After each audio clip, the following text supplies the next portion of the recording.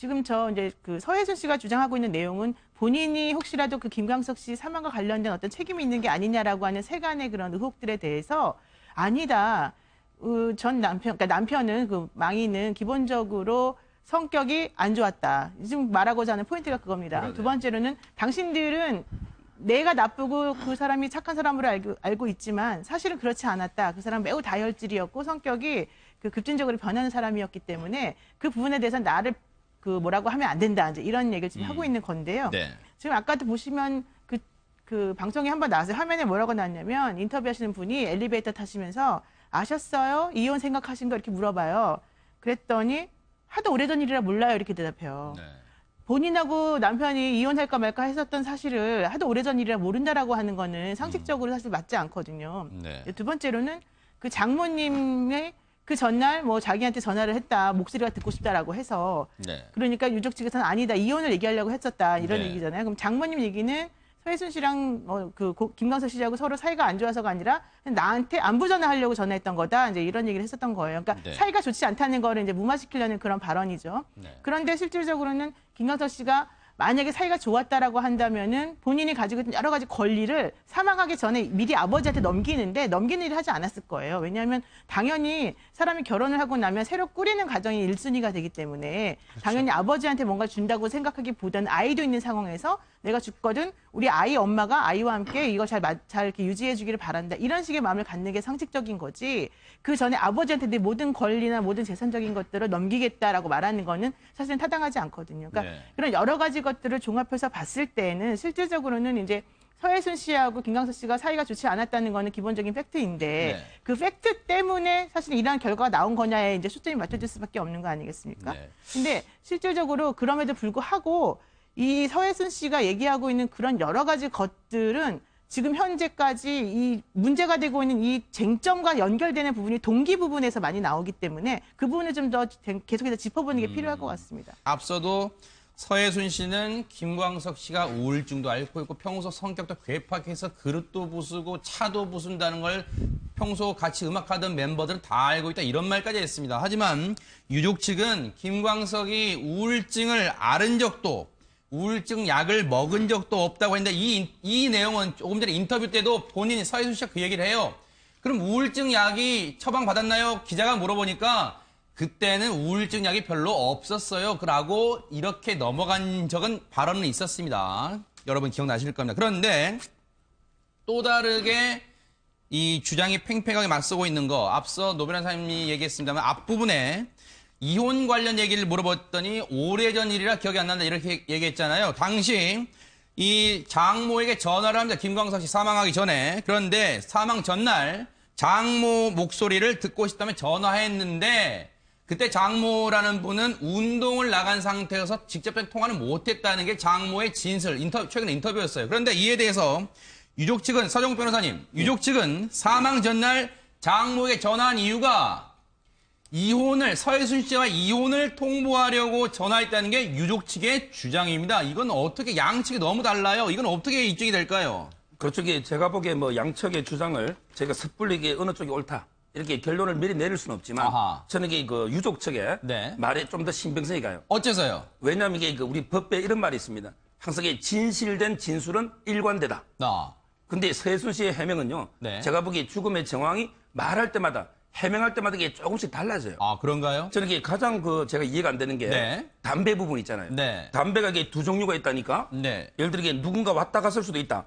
새벽에 자러 가서 전에 몰랐다고 했잖아요. 네. 근데 기존에 죽을 때 그 정황을 보면 네. 뭔가 장난치다가 장난인 줄 알았다. 네. 또 우왕청심환을 줬다. 네. 또 인공호흡을 했다. 이 말이 뭔가 어떤 자살이나 이렇게 장면을 본 것처럼 느껴지는데 갑자기 담배에 대해서는 들어가서 자는 걸 전에 몰랐다. 네. 근데 아무리 들어가서 잠깐 누워있어도 집에 손님이 오는 걸 모를 수가 있습니까? 네.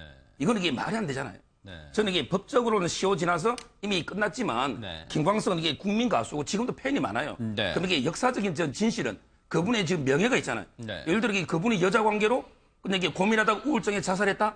이거는 얼마나 불명예스러운 겁니다. 네. 저는 그분의 명예를 위해서도 뭔가 진실은 좀 밝혀진다. 이래 봅니다. 이제 여기서 네네. 좀 몇 가지 좀 더 확실하게 그 대립되고 있는 것들을 좀 더 정리를 해보면 그럴까요? 네. 지금 뭐 말씀하신 대로 한쪽에서는 우울증을 앓았다, 우울증을 앓은 적이 없다 이렇게 얘기하는데 실제로 영화 김광석에 의하면 죽기 전에 상태가 심리적으로 굉장히 불안했었다라고 하는 것은 전문가의 지적인 건 맞습니다. 그런데 그때 당시에 왜 그렇게 심리적으로 불안했었느냐, 그 원인이 뭔가? 근데 그 자기의 어렸을 때부터 친구와 그다음에 아내가 뉴욕으로 공연을 가 있었는데 2박 3일 동안 행방불명이 됐다가 나타났단 말이에요. 그게 그 일기장에 다 어떤 심정인지가 고스란히 다 쓰여져 있고, 그리고 관계가 다 끝났다고 생각해서 아내랑 다시 화해를 하려고 돌아온 서울에서 또다시 그 남자와 만났다는 얘기가 의혹이 제기가 되어 있어요, 영화에. 그런 상태라면 심리적으로 불안한 것을 그 일기장의 그 불안함이 고스란히 느껴질 정도로 불안함이 있었다라고 하면 평소부터 우울증을 앓았다라고 하는 얘기하고는 상당히 배치되는 그런 내용들이 있는 것이고, 서로가 주장을 그렇게 하고 있는 것이고, 그리고 지금 사망 전날서부터 사망 당일날까지의 그 행적들의 대립이 굉장히 많은데 결과적으로 장모님하고는 전혀 통화를 못한 거예요. 그러니까 통화를 못한 사람들이 추정해서 얘기하는 것과 실제로 그 통화를 하기 전에 그런 의사들을 갖다 들은 사람이 얘기하는 것과는 신빙성의 차이는 분명히 존재한다고 보고요. 담배만 있었던 게 아니라 여러 가지가 진술이 엇갈린 부분들이 있습니다. 예를 들어서 서혜순 씨 같은 경우는 술에 취해서 그러니까 우발적으로 그런 그 행동을 해서 자살한 것 같다라고 얘기했지만 실제로 현장에 있었던 맥주는 맥주 한 병 반 정도가 전체가 다였고 그것도 반은 남아 있었어요. 그리고 한 병 정도 마신 양이라고 해서 혈중 알코올 농도가 굉장히 낮았다는 게 나와 있었고, 다시 말해서 술에 만취해 있어서 자살까지 갈 만한 그런 상황은 아니었다는 것이 그때 당시에 정황으로 나와 있었습니다. 그리고 담배가 두 종류가 있었다는 것도 사실이고, 흡연을 한 사람은 다 알고 있겠지만 두 종류 담배 섞어 피우지 않습니다. 더군다나 그 두 개의 담배가 성격이 워낙 달라요. 하나는 굉장히 약한 담배고 하나는 굉장히 강도가 센 담배였던 물론 거죠. 단정할 수는 없습니다. 단정할 그러니까 수는 없으면. 그런 추정들이 그 안에 있어서 주장을 할 때 있어서 주장의 신빙성이 의혹을 제기하는 쪽에도 상당히 주장의 신빙성이 있다는 걸 갖다 말씀드리고 싶고, 그 공간 자체가 홍대였고 그 건물이 사람들이 많이 지나다닐 수 있는 곳에 있었던 거는 사실이지만 실제로 그 서희순 씨 스스로가 주장을 하듯이 자기 친오빠가 와서 1층에 옆에 있는 컨테이너에서 자고 있는데도 자기는 몰랐다고 할 정도로 외부와 그 막으려면 얼마든지 막을 수 있는 환경이 돼 있었는데 새벽에 누군가 들어와서 담배를 피우면서 거기서 얘기하고 갔는데 몰랐다라고 주장하는 것이 과연 자연스러운가? 이런 부분에 대해서 서희순 씨가 답을 해야 되는데 답을 하지 않고 있다는 것이죠. 이런 부분들이 계속적으로 의혹을 더 증폭시키는 그런 상황들이 이어지고 있는 겁니다. 네, 물론 서혜순 씨는 답을 하지 않았다는 질문에 대해서 나 답을 했다, 내가 자러 들어갔다고 하지 않았느냐, 이게 답이라고 말할 수도 있을 겁니다. 물론 저희가 누차 말씀드린다만 지금 단언할 수는 없는 상황이다. 지금 복잡하게 지금 이 주장이 대립되고 있는 상황이다, 이렇게 말씀드리고요. 황 소장님, 앞서 이제 이 서혜순 씨의 말이 그때마다 좀 바뀌는 경향이 있다고 서정훈 변호사님이 지적을 해주셨어요. 그 가운데 하나가 사건 당시 상황에 대해서 장례를 치르는 동안 인터뷰를 했던 서혜순 씨 당시 모습이 나왔을 때 그 발언이 이제 영화를 통해서 또다시 공개되는데 그 얘기 좀 들어보시죠. 그 관련 인터뷰 내용 좀 들어보시고 이어가 보도록 하겠습니다. 부모님 놔두고 친구들 다 놔두고 그냥 실수예요. 그냥 술 먹고 그냥 장난하다가 그렇게 된 거예요. 장난하다 그랬다는 발언은 어떻게 하게 되셨어요? 저는 뭐 글쎄 20년 전이라 뭐 기억은 잘 안 나는데 뭐 여기저기 뭐 막 와가지고 뭐 어떻게 왜 그랬냐 뭐 이런 얘기를 물어보니까 아니 뭐 술 그때 드시고 뭐 이래저 하다가 이렇게 뭐 무슨 연극처럼 이렇게 된 것 같다 이런 얘기를 행설수를 한 걸 써놓으신 거겠죠. 갑자기 남편이 그렇게 됐다 그러고 29살에 그런 일을 당하고 지금 현실감이 전혀 하나도 없으니까 뭐 그런 어떤 표현을 했겠죠. 저 그럼 어떻게 20년 전 얘기를 다 기억을 하겠어요. 장례식에 온 지인들한테 서혜순 씨가 술 먹고 장난하다가 그리 된 거다라고 말했던 부분, 이건 어떻게 들으셨어요? 그것도 저희가 조금 납득하기는 어려운데 뭐 예를 들자면 그때 썼던 사람 기억이라는 것은 시간이 지나면 왜곡되거나 휴려지지 않습니까? 그렇죠. 그렇기 때문에 신뢰할 수 있는 진술은 처음 한 진술일 거예요. 초기 진술이죠. 그러면 그 당시에 사망하고 김광석이 사망하고 나서 바로 기자들이 질문했을 때 그 말한 답변 그것이 오직 가장 신뢰성이 있지 않을까. 황 소장님. 뭐 여러 가지 이제 지금 20년 전의 일이라 당시 발언을 기억 못하겠다는 서해순 씨 진술을 존중하겠습니다. 본인이 기억이 잘 안 날 수도 있는 거죠. 그런데 지금 전문가는 그렇게 조금 전에 그 얘기를 합니다. 시간이 지나면서 기억이 왜곡되거나 흐려질 수 있다. 그래서 신뢰할 수 있는 진술은 최초의 한 진술, 처음에 한 진술이 아니겠느냐라고 조심스럽게 전문가가 추정을 하고 있습니다. 근데 지금 저분이요, 자기 그 남편의 사망에 대한 자기의 옛날 진술이 좀 신빙성이 없다라는 중요한, 보통 사람 같으면 그 사람의 이 일생의 평판을 좌우할 중요한 이야기를 하는데, 네. 그냥 이렇게 가만히 그냥 별 생각 없이 저분의 목소리 톤이나 이런 걸 듣다가 보면 자기의 일에 대해서 이야기하는데, 과거에 자기 발언에 아무런 감정적인 기복이 없이 그냥 남 이야기를 들은 제3자가 전달하듯이 술술술술 하는 특징이 있어요. 방송에 나와서 이야기하는 것도 그렇고요. 그래서 저분 같은 경우에는 제가 볼 때 자신을 둘러싼 어떤 도덕적인 논쟁이나 양심적인 논쟁이나 또 김광석 씨의 사망과 이전에 40일 전에 처음 만나게 돼가지고 미국 공연에서 네. 그 이후에 사망에 이르는 과정이 그 남자하고도 네. 연관되고 네. 또 이후에 미국에 이주하거나 돈 문제도 그 남자와 연관되고 또 연관되는 게 아니냐는 의심이 나오고 네. 또 그 남자 이름을 딴 회사를 만들고 남편이라고 미국의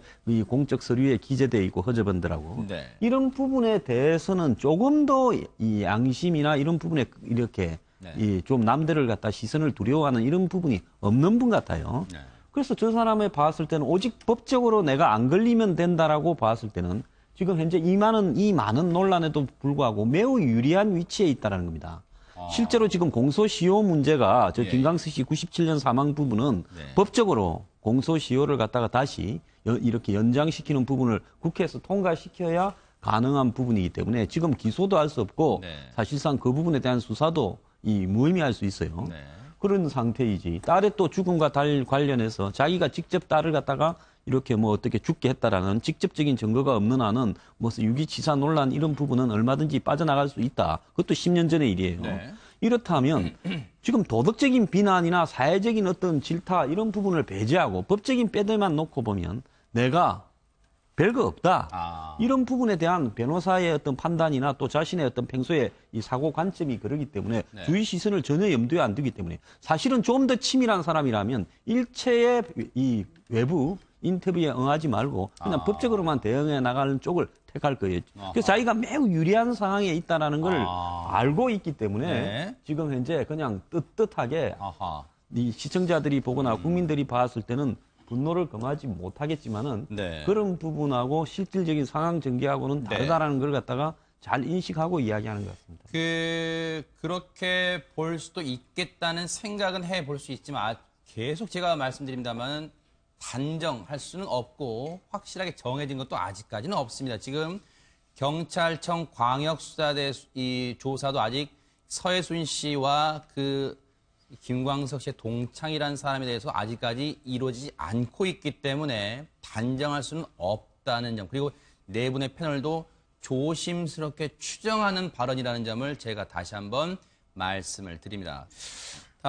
김광석 씨 사망 관련 당시 김광석 씨의 신체 등에 난 흔적 등 그런 토대에 대해서 의혹들이 있으니까 당시 이 부검을 담당했던 법의학자는 타살 주장 이런 건 전혀 말도 안 된다. 그리고 당시 수사팀들 있지 않느냐. 그 수사팀들 이제라도 나와고 공개 좀 다 될 일인데 왜 나까지 나서서 인터뷰가 만드느냐. 이렇게 얘기를 하고 있고. 그런데 이상호 기자는 그런 얘기를 해요. 자신과 이 법의학자도 자신과 관련된 얘기이기 때문에 그렇게 주장을 하는 것 같다. 여전히 의혹의 눈초리를 거두지 않고 있습니다. 지금.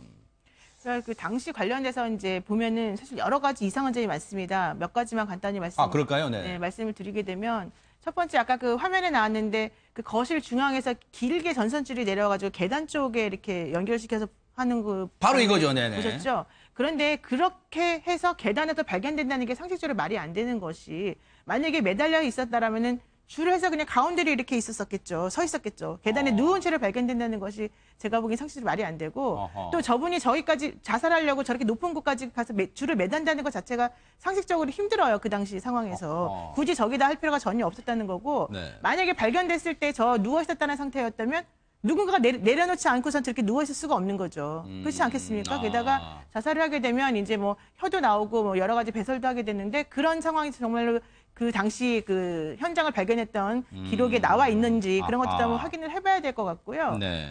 그 다음에 지금 그러니까 오빠라고 하는 분이 등장하는 시점 관련해가지고도 네. 서혜순 씨가 주장하는 게 처음에는 뭐 자기가 내려가서 오빠를 데리고 올라와서 같이 뭐 봤다라고 하다가 또 그 다음에는 구급대원이랑 같이 오빠가 같이 올라왔다고 하다가 뭐 이렇게 네. 여러 가지로 진술의 내용이 바뀌거든요. 네. 그런 것들 보게 되면 다 틀리고 네. 현실적으로 좀 여러 가지 점에서 믿기지 않는 부분이 많고 또 뭐 일반적으로 말하는 게 이제 앞에 사큰 뭐 전깃줄로 층층 감았을 때 사큰 같은 것들이 좀 안 맞는다라던가 전깃줄 길이가 짧다라던가 뭐 이런 얘기가 많이 있는데 네. 이제 그런 것들을 종합해서 보게 된다면 당시에 그 초동 수사가 조금 잘 못됐을 가능성이 하나가 있고 네. 또 하나는 당시 부검이나 이런 거 했을 때 이제 우리가 보통 그 미망인이라고 불리우는 그분들의 진술이나 그런 사람들의 말에 약간 또 신빙성을 두고서 그냥 하거든요, 보통. 네. 그러니까 그런 말들을 좀 많이 믿어가지고 혹시라도 네. 조금 그 부검 당시에 정확하지 않았을 가능성도 있지 않았을까 네. 이런 의심들을 좀 해보는 거죠. 그 서 변호사님, 그 뭐 앞서 이제 그림도 잠깐 나왔습니다만은 이 당시 상황에서 이 목을 이 매는데 사용된 것으로 추정되는 이 줄의 길이가 이 지금 뭐 세 바퀴 정도 뭐 감았다 이런 뭐 나오고 있잖아요. 근데 그러기엔 줄을 길이가 짧다 이런 얘기도 있고 뭐 지금 당시 상황에 대해서 뭐 얘기했습니다만은 당시에 이 수사도 수사지만 당시 부검에 이 관련된 법의학의 기술이 지금보다는 조금 기술력 같은 게 이 수준이 떨어지지 않겠느냐, 않았겠느냐, 이런 부분도 의혹의 눈초리를 거두지 않는 이유인 것 같습니다. 어떻습니까? 그쪽에 뭐 부검도 당연히 뭐 이미 시간이 20년 다 돼가니까 당연히 그 수준 차이는 있을 거고요. 네. 저는 이게 그 한마디로 이게 총체적인 초기의 부실 초동 수사다. 아. 이래 보는데 네. 왜냐하면 이게 육안으로 봐도 의문이 많잖아요. 네. 일단 이게 그 형태가 자살 형태가 좀 네. 이상하고요. 그다음에 이거 아까 의자나 이게 위에 줄을 걸려면 이게 뭐 책장이나 의자가 있으는데 그게 없잖아요. 아하. 그다음에 담배도 두 종류가 있고 네. 무엇보다 이게 신고가 1시간 가까이 늦었어요. 네. 그럼 이게 이런 의혹이 있으면 좀 더 이게 철저하게 수사를 해야 되는데 네. 제가 보기에 두 개를 간과한 것 같아요. 뭘까요? 하나는 이게 뭐냐면 일단 이게 외부 침입을 봐야 돼요. 아. 왜냐면 이게 담배가 두 종류면 네. 예를 들어 이게 지문이라든지 아하. 발의 흔적이라든지 네. 또 이게 CCTV는 있는지 모르겠지만 네. 외부에 오빠가 의혹을 받고 있기 때문에 네. 이런 걸 이게 좀 철저하게 조사했는데 그걸 소홀히 했고요. 네. 그다음에 두 번째는 현장 검증을 해가 실제 자살을 실현해 봐야 돼요. 이 줄로 이게 매서 어떻게 돼가 그 형태가 나올 수 있는지 네. 이런 걸 이게 전혀 소홀히 한 게 저는 이게 뭐 경찰이 뭐 무능 이거보다는 네. 왜냐면 이게 그때 사회 분위기가 좀 이게 유명인들이 자살이 좀 많이 있었고요. 네. 가수 서지원 씨라든지 네. 또 이게 유족들이 강력하게 자살을 하니까 아마 이게 경찰이 너무 안이하게 좀 이게 쉽게 생각한 게 아닌가 아. 이런 생각이 들어요. 김성수 평론가님, 물론 이제 이 사건이 다시 조명받으니까 이 네티즌도 마찬가지고 일각에서 여러 가지 궁금한 거나 의혹의 눈초리가 있는 질문들이 막 쏟아지고 있잖아요. 예. 이제 앞서도 이제 그 서 변호사님도 말씀하셨지만 신고가 늦은 부분 관련해서 그런 얘기들이 나오는 것 같더라고요.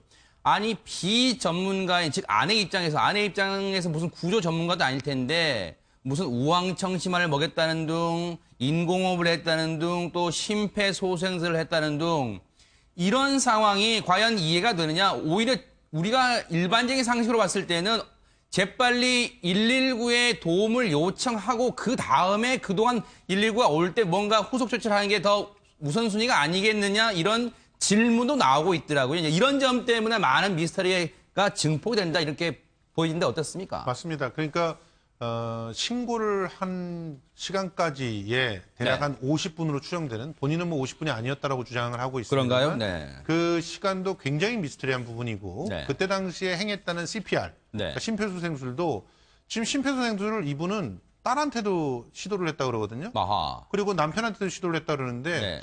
심폐소생술을 어떻게 얼마나 할 수 있는 그런 수준이어서 네. 심폐소생술을 그 구급 대원한테 알리기도 전에 자기가 독자적으로 시도했는지 이건 참 의문이고요. 네. 그리고 우황청심환을 먹인다 같은 경우는 정말 어이없는 그런 주장인데 그거는 이제 부검소견서를 보면은 나와 있을 것 같아요. 네. 물론 죽어 있는 사람은 그 흡수를 못하니까 우황청심환이 체내에서 그 성분이 발견되지 않았을 게 당연하지만 뭐 입이나 주변에서는 발견될 수가 있을 거거든요. 억지로라도 먹이려고 했다면. 네. 근데 그런 거에 대한 얘기는 나오지 않는 걸로 봐서는 그거 자체도 진술이 엇갈리고 있는 걸로 보이고. 네. 그리고 가장 중요한 부분이 하나 있습니다. 이게 영화 김광석에서 주장을 하고 있는 것인데 네. 등에 비스듬히 가로인데 약간 비스듬히 돼가지고 멍 같은 흔적이 남아 있어요. 근데 이 멍 같은 흔적이 어떨 때 나오는 것이냐? 네. 이제 사망한 이후에 뒤에 울퉁불퉁한 뭔가 돌출돼 있는 것들에 이렇게 강하게 좀 이렇게 압박을 하거나 했을 때 남을 수 있는 거라는 겁니다. 네. 근데 이 흔적이 남아 있어요. 그러면 CPR을 그렇게 했을 가능성이 있다는 거예요. 계단에 있는 상태에서 CPR을 했을 가능성이 있다. 네. 근데 도저히 CPR을 할 수 있는 자세가 안 나와요. 아까 계단을 갖다가 그렇죠. 시청자들이 보셨습니다만 네. 거의 각도가 45도 이상 나오는 그런 가파른 계단입니다. 네. 그런 계단에 사람을 눕히고 가슴을 갖다 압박을 한다. 압박할 자세가 나오지 않는 거죠. 심폐소생술 매뉴얼에 맞지 않잖아요. 그렇죠. 네. 일단은 그러면 그 내려와서 네. 밑에서 심폐소생술을 했다. 네. 이제 그 배상훈 교수가 그걸 지적을 하고 있어요. 밑으로 내려와서 심폐소생술을 했다는 거라면 네. 등에 자국이 남을 리가 없다. 그럼 등에 자국이 왜 남아 있느냐? 네. 이 부분에 대해서도 답을 해야 되는데 그 답은 부검이든 어디든 하지 않고 있다. 그거는 왜 그 큰 의혹이 안 되는가? 이런 부분들도 얘기하고 있는 근데 거죠. 저는 아무리 봐도 이해가 안 가는 게 그 여자분이 발견했을 때 남편분이 계단에 저렇게 누운 채로 발견됐다는 거잖아요. 예. 근데 저렇게 누운 채로 발견됐는데 어떻게 목이 졸려서 그러니까 사망을 합니까? 그리고 줄도 그러니까 생각해 보세요. 줄에 네. 만약에 내 줄에다가 목을 내가 감았다고 해요. 그럼 목이 졸리려고 하면 이게 몸하고 이 바닥하고 혹은 내 뒤에 닿는 면하고 떨어져 있어야지 이게 압박에 가가지고 목이 경직되는 거 아니겠습니까? 이게 질식이 되는 거 아니겠습니까? 근데 누워있는 상태인데 어떻게 해서 저게 목을 질식을 한다는 거예요? 도대체 난 그 상태가 이해가 안 가는데. 그 다음에는 진술이 또 바뀌어서 네.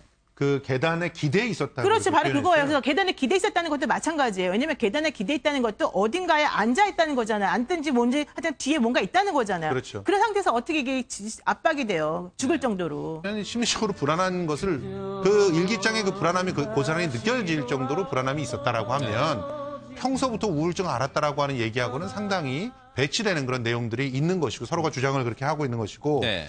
그리고 지금 사망 전날서부터 사망 당일날까지의 그 행적들의 대립이 굉장히 많은데 결과적으로 장모님하고는 전혀 통화를 못한 거예요. 그러니까 통화를 못한 사람들이 추정해서 얘기하는 것과 네. 실제로 그 통화를 하기 전에 네. 그런 의사들을 갖다 들은 사람이 얘기하는 것과는 신빙성의 차이는 분명히 존재한다고 보고요. 담배만 있었던 게 아니라 여러 가지가 진술이 엇갈린 부분들이 있습니다. 예를 들어서 서혜순 씨 같은 경우는 술에 취해서 그러니까 우발적으로 그런 그 행동을 해서 자살한 것 같다라고 얘기했지만 실제로 현장에 있었던 맥주는 맥주 한 병 반 정도가 전체가 다였고 그것도 반은 남아 있었어요.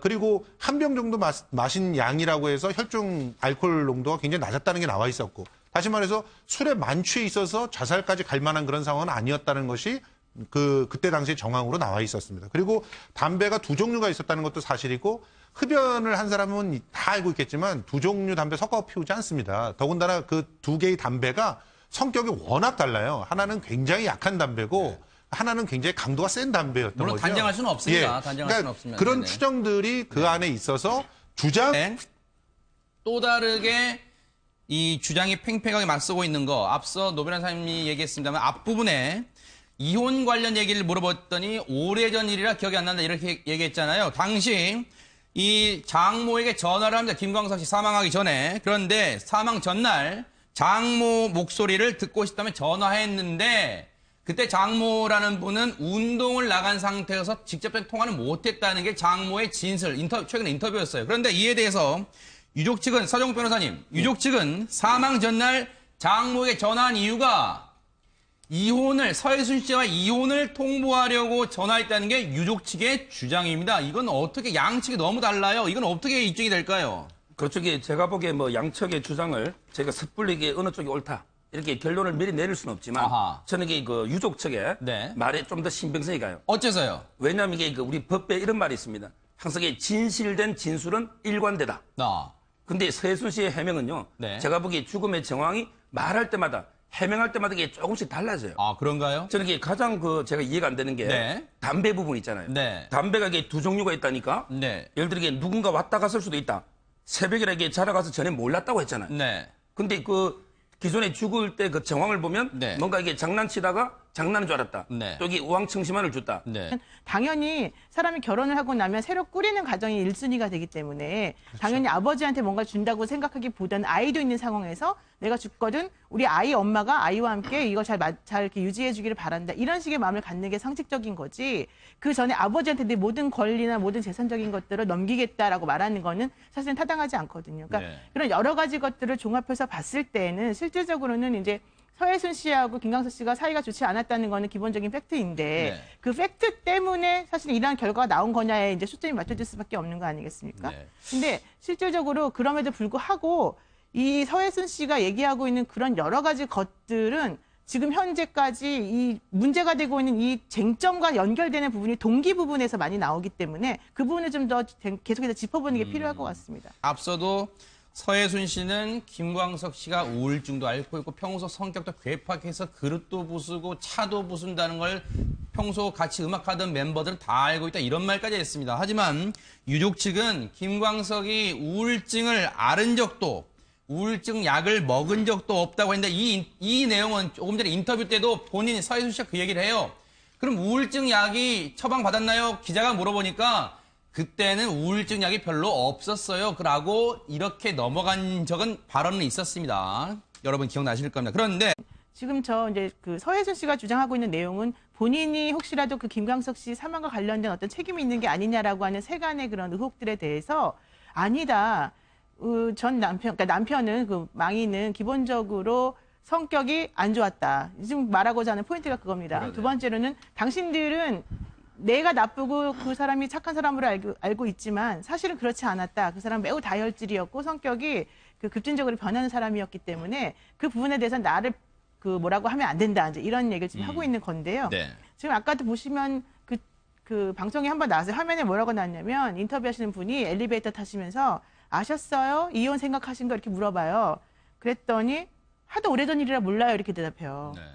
본인하고 남편이 이혼할까 말까 했었던 사실을 하도 오래전 일이라 모른다라고 하는 거는 상식적으로 사실 맞지 않거든요. 네. 두 번째로는 그 장모님의 그 전날 뭐 자기한테 전화를 했다. 목소리가 듣고 싶다라고 해서 네. 그러니까 유족 측에서는 아니다. 이혼을 얘기하려고 했었다. 이런 네. 얘기잖아요. 그럼 장모님 얘기는 서해순 씨랑 김광석 씨하고 서로 사이가 안 좋아서가 아니라 나한테 안부 전화하려고 전화했던 거다. 이제 이런 얘기를 했었던 거예요. 그러니까 네. 사이가 좋지 않다는 거를 이제 무마시키려는 그런 발언이죠. 네. 그런데 실질적으로는 김광석 씨가 만약에 사이가 좋았다라고 한다면은 본인이 가지고 있던 여러 가지 권리를 사망하기 전에 미리 아버지한테 넘기는 일을 하지 않았을 거예요. 왜냐하면 또 이게 인공호흡을 했다.